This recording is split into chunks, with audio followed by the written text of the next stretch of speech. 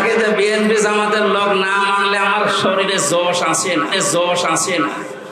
এবার নেন আর্মির হাতে পড়িস, পিটিয়ে সোজা করে ফেলবে।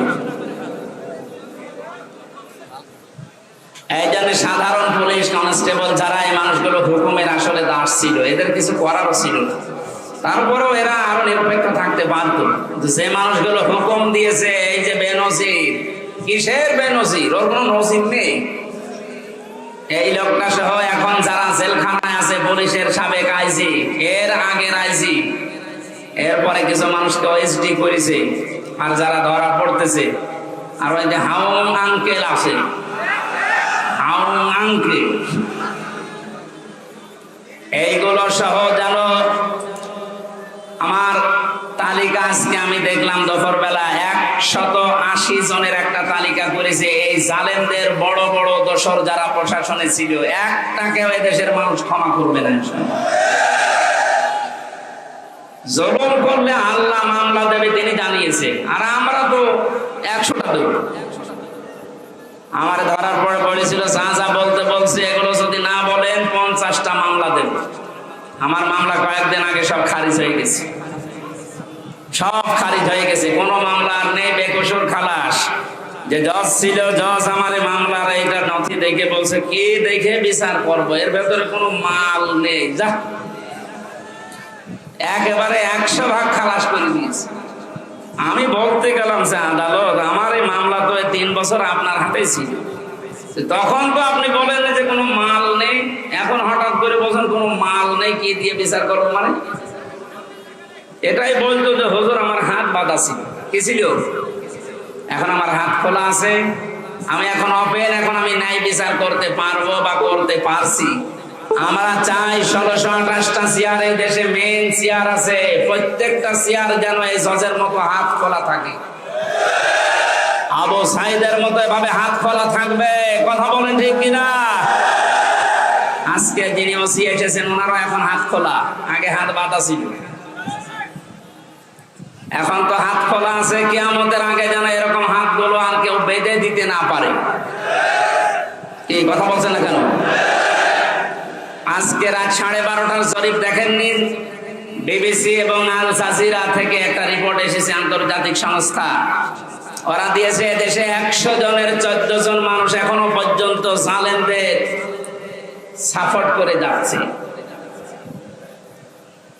ঘুঘু দেখেছেন আপনি? ঘুঘুর ফাঁদ দেখেন, টের তো পাচ্ছেন না কিছু। 100 জনের 28 জন এখনো পর্যন্ত জিনিস মেরে খাওয়া ধান্দায় আছে। আপনারা থামবেন। 100 জনের 58 জন মানুষ এদেশে এখন চাচ্ছে যে ইসলাম এদেশে রাষ্ট্রীয়ভাবে কায়েম হোক। এটা তো আমি বানালাম নাকি? আপনি আল জাজিরা নিয়ে আসেন, রাত 12:30টায় রিপোর্ট বের হয়েছিল। আমার কালকে ছিল ফরিদপুর, তার আগের দিন চট্টগ্রাম। এই আসার সময় গাড়িতে দেখতে দেখতে আসছিলাম ইন্টারনেট থেকে, আন্তর্জাতিক খবরগুলো কি আসে দেখি। বাংলাদেশ দিয়ে একটা রিপোর্ট তারা বের করছে। এখন দেশের অবস্থা এই, 58 জন মানুষ চাচ্ছে দেশে ইসলাম কায়েম হোক, ইসলামের হাতে দেশটা যাক। 28 জন মানুষ চাচ্ছে না আমাদের হাতে দিন। আর 14 জন মানুষ এখনো পর্যন্ত জালেমদের দোসর এবং তাদের সাফাই গেয়ে যাচ্ছে। সাফাই যে গাছে দেখতে পাচ্ছেন না, মাঝে মাঝে video call, audio call open করে দেয়। আপা ঘাবড়াবেন না, আপনি ঘাবড়ালে আমরা নরম হয়ে যায়, করে নরম বানানো হবে। এ জেলার 2 জনকে কিভাবে পিটিয়েছে দেখতে পাচ্ছেন না?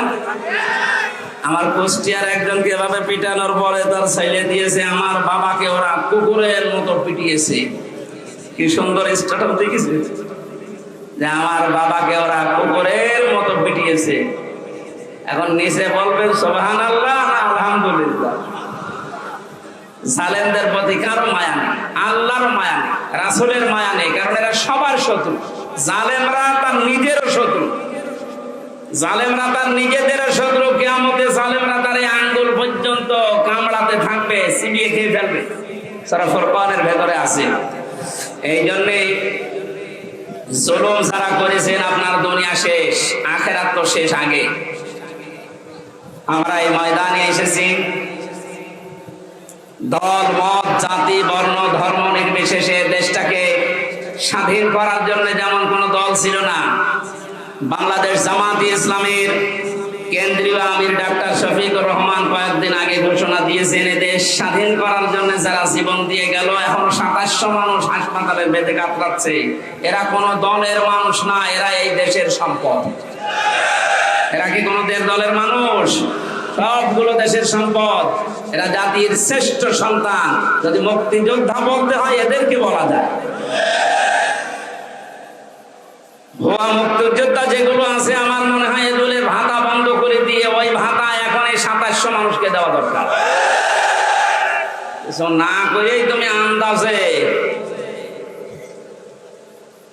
আল্লাহ আমাদেরকে আজকে সূরা আহজাব থেকে কিছু কথা তাফসীর আকারে শোনার তৌফিক যেন সামনে দেন।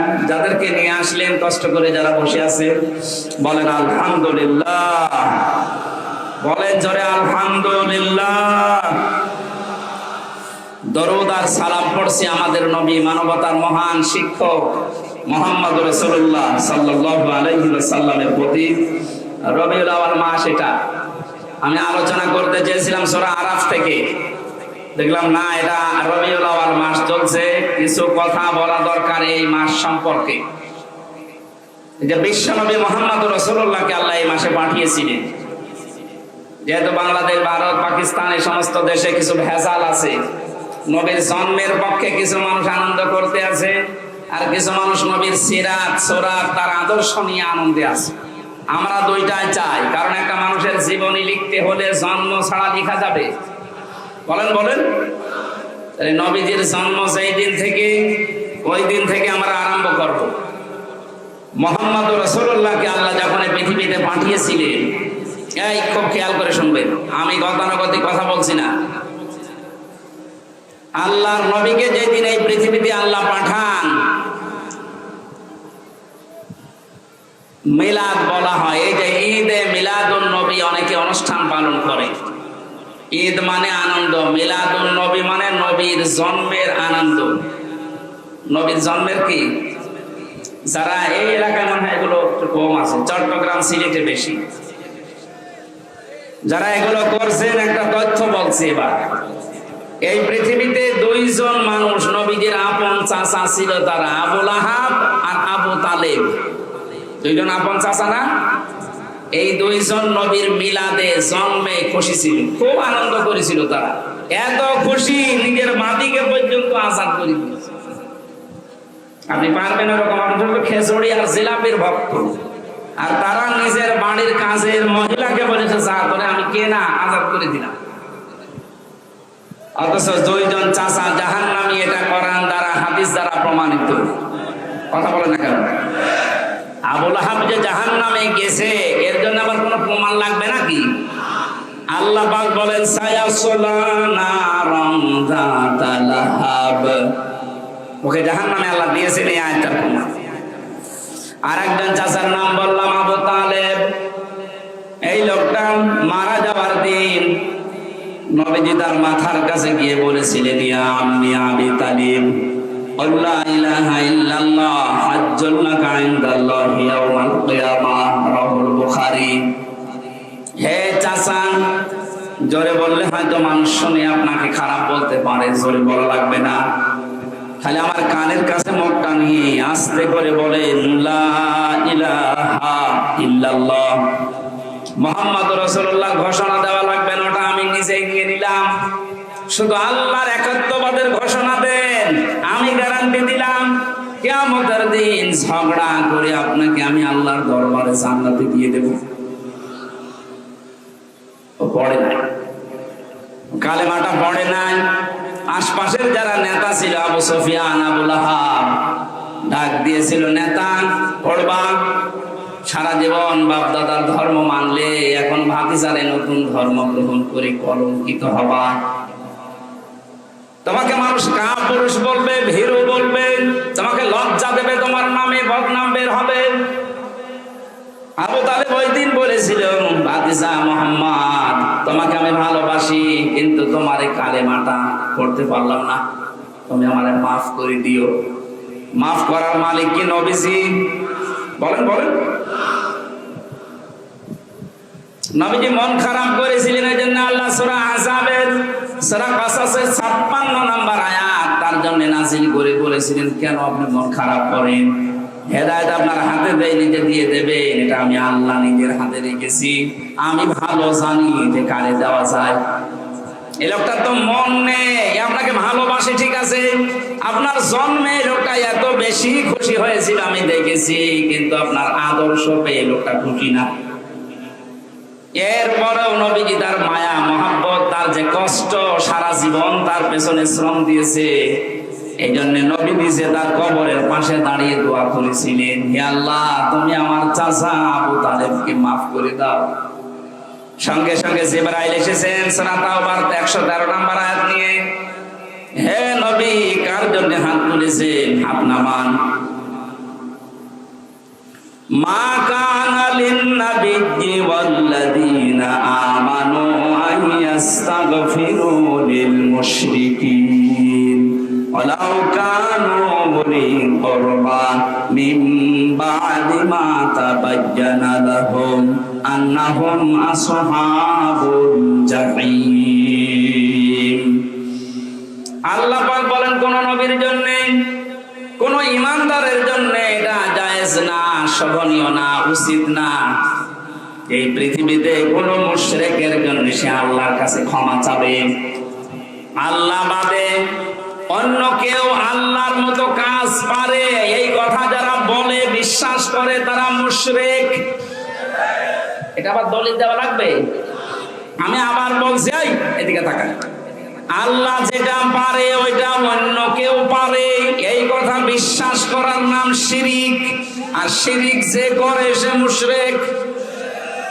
এ পর্যন্ত মানেন তো? এক কথা বলেন না কেন? আল্লাহ যেটা পারে ওইটা অন্য কেউ পারে এই বিশ্বাস করার নাম শিরিক, আর শিরিক যে করে সে মুশরিক। আরো জোরে বলেন। যে লোকটা নামাজ পড়ানোর জন্য সে গোপালগঞ্জ থেকে এসেছে, এ লোকটার নামে আলেম হতে পারে, আল্লামা লেখা থাকতে পারে, লোকটার কার্যকলাপ এবং যাদেরকে সাপোর্ট করেছে লোকটা মুশরিক।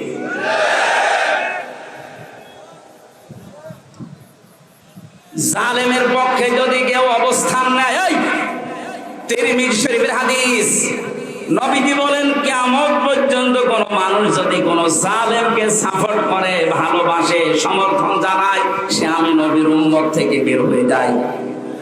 তাম দুনিয়া জানে ওই মহিলা জালেম, কথা বলেন না কেন?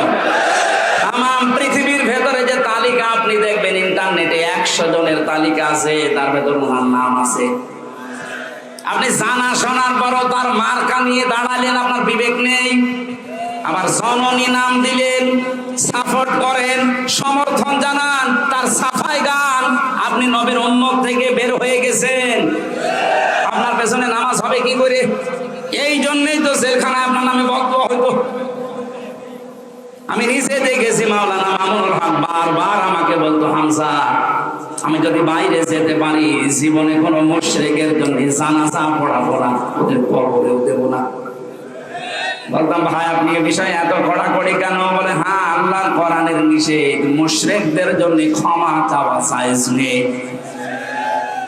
আপনি সরাসরি জালেমকে জননী বানিয়ে দিলেন, তার সাপোর্ট করেন, তার নৌকা নিয়ে আপনি ভোটে দাঁড়ান, আপনি তো বড় জালেম। কথা বলেন না কেন? কি করতেন আপনি নৌকা নিয়ে? পাশ করার পরে ওরা মদের বিরোধী পক্ষে আইন পাশ করতো, আপনিও সাপোর্ট দিতেন। তাহলে আল্লাহ যেটা নিষেধ করে ওটা কেউ যদি করতে চায় সে শিরিক করে, আর শিরিক যে করে সে মুশরিক হয়ে যায়। মুশরিকের জন্য দোয়া করা নবীর জন্যও জায়েজ নেই, ইমানদারের জন্যও জায়েজ নেই। যদিও এটা আপনার আত্মীয় হয়, আপনার নিজের এলাকার মানুষ বলে আপনি সাপোর্ট করবেন।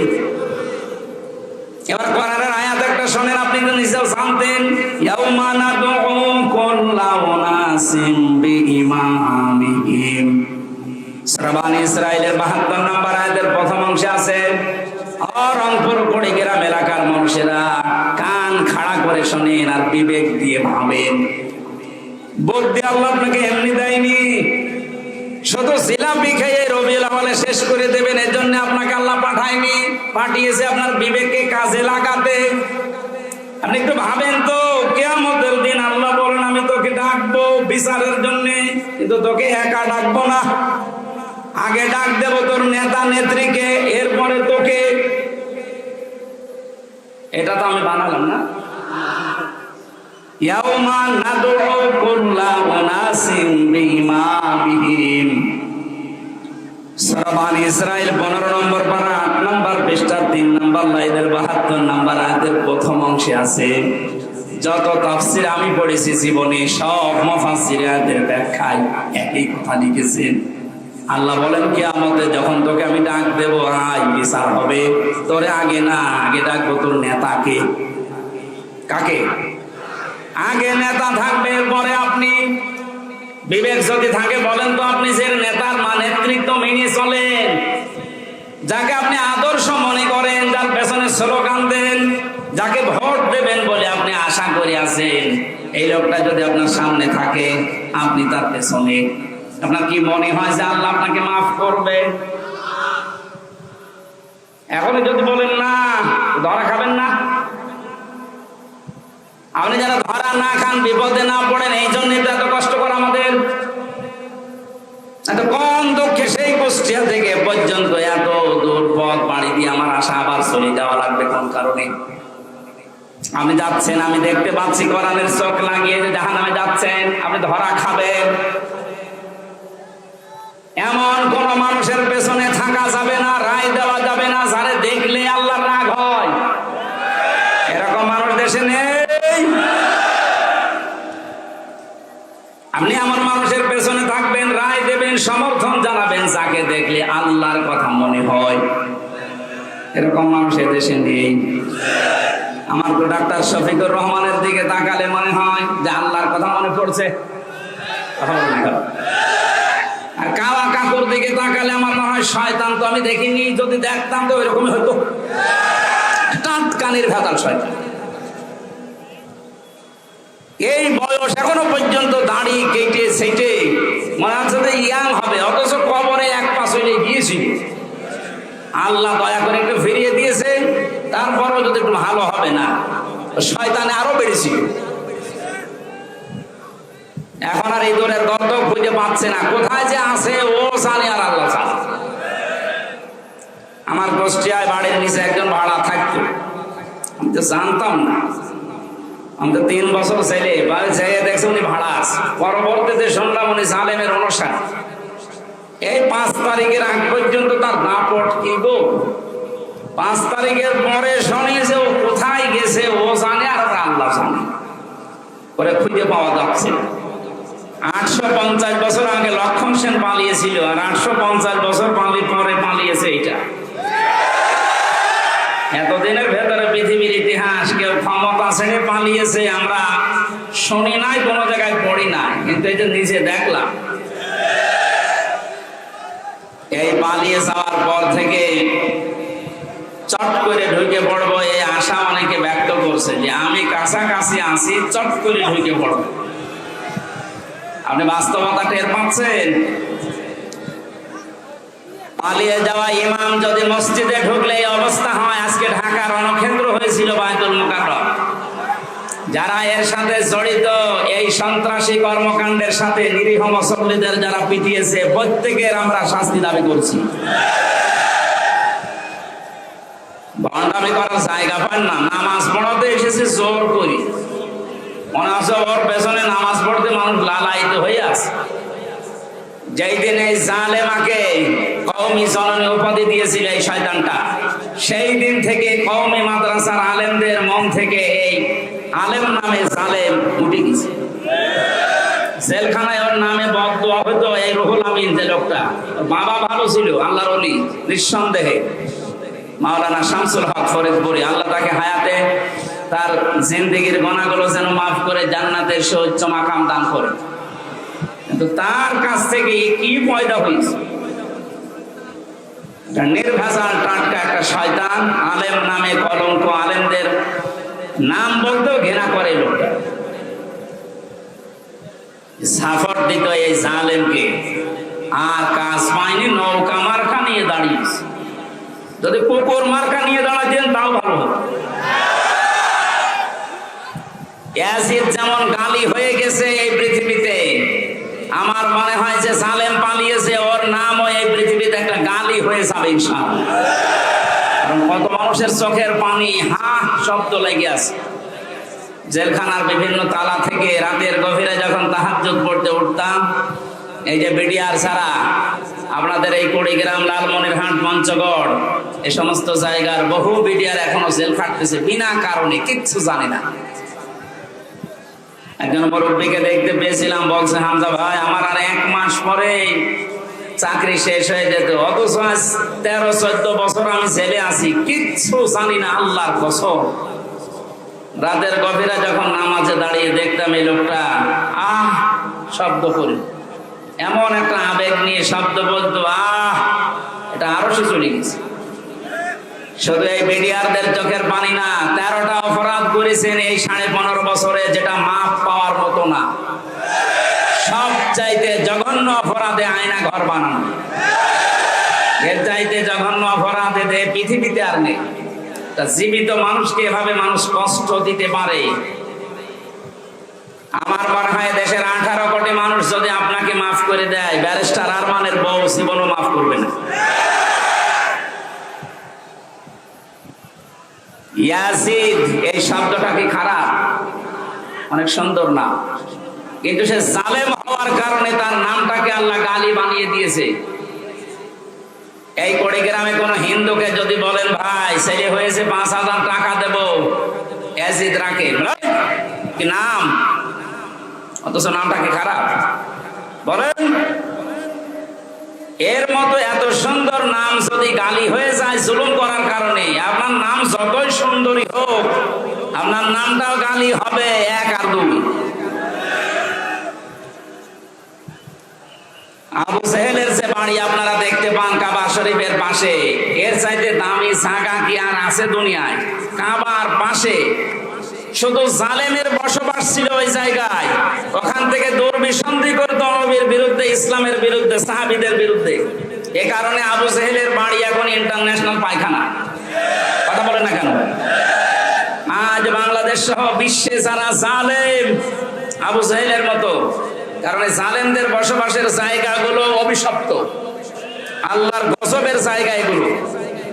যারা এখানে হজ করতে গেছে, হাজী সাহেব, একটা জায়গা আছে মুজদালিফার রাতে যেখান থেকে মানুষ পার হয়, কিছু জায়গা একটু দৌড়ানো লাগে, কারণ এটা গজবের জায়গা। আবু জেহেলের বাড়ি থেকে যেহেতু দুর্বিসন্ধি হতো নবীর বিরুদ্ধে, ইসলামের বিরুদ্ধে, আল্লাহর বিরুদ্ধে, এই জন্য আল্লাহ এমন শাস্তি দিয়েছে কিয়ামত পর্যন্ত এটা ইন্টারন্যাশনাল পায়খানা। এ বাংলাদেশের সেই ঘরে বসে বসে যে যত নম্বর হোক, 32, 34, 35 নাম্বার, এই জায়গাগুলোতে যারা এদেশের ইসলাম নিয়ে, আলেমদেরকে নিয়ে দুর্বিসন্ধি করতেন, এই বাড়িটা আমরা ইন্টারন্যাশনাল পায়খানা দেখতে চাচ্ছি। সারা বিশ্বের মানুষ আসবে যেন ওই জায়গায় কাজ করে শান্তি পায়, মানুষ যেন বোঝে যে এখানেও এক আবু জেহেল ছিল। আবু জেহেল নয় তো কি? অনেকে মনে করে উনি হজ করেছে হাজী সাহেব। আরে ভাই, হজ করেছে বাংলাদেশ থেকে যে, আর আবু জেহেল কাবা শরীফের সভাপতি ছিল। সুতরাং আপনারা কি কে বলবেন আমি জানি না, আমার দাবি এইটাই, এবং বহু আলেম এই মতই দিয়েছে যে এই যে বিভিন্ন নম্বর আলা বাড়ি যেগুলো 32, 33, 34, 35, 36 নাম্বার আলা বাড়ি নেই, যত নাম্বার বাড়ি আছে জালেমদের আস্তানা, যেগুলো ইসলামের দুর্বিসন্ধি করতো বসে বসে আলেমদের বিরুদ্ধে, এই জায়গাগুলো সব জাদুঘর বানান না আবু জেহেলের মতো টয়লেট বানান। আমি কাবা শরীফ ঘর আসছিলাম উপর দিয়ে, জায়গা পাইনি নিচ দিয়ে, হঠাৎ শেষ করে 7 পাক মারার পরে আমার অবস্থা খারাপ। আমি ওই আবু জেহেলের যে বাড়ির পাশে, আমি জানতাম না যে ওটা ওর বাড়ি, ওখানে যেয়ে দেখছি আমার পেটে ব্যথা করছে। এক পুলিশকে ডাক দিয়ে বললাম, ভাই এতক্ষণ তো আমি ভালোই ছিলাম, এখন আমার পেটে ব্যথা করছে। পুলিশ আমার বলছে, ইয়া হাজি ওর হজ্জা আয়না বিলা দোকা। হাজি দেশ কোথায়? যে তুমি বাংলাদেশ। আমি বাংলাদেশ থেকে এসেছি। আমার বলছে আপনি জানেন না এটা কোন জায়গা? না তো। আবু জাহেলের বাড়ি। আপনি এখনো পায়খানা না করে দাঁড়িয়েছেন, তাড়াতাড়ি যান। আমি কাজ করে দেখি আমার পেটের ব্যথা ভালো হয়ে গেছে। আমার মনে হয় এদেশের যাদের পেটে ব্যথা উঠবে, এই জালেমদের এই সমস্ত আস্তানাতে গিয়ে টয়লেট করলে পেটের ব্যথা ভালো হয়ে যাবে। জায়গাগুলো সব দশকের জায়গা। এদেশে তো দেখতে পেয়েছি আগস্টের 5 তারিখের পর থেকে আলেমদের যত আস্তানা ছিল জালেমদের, এই দেশে প্রায় জালেমের আস্তানায় ভাঙা শেষ।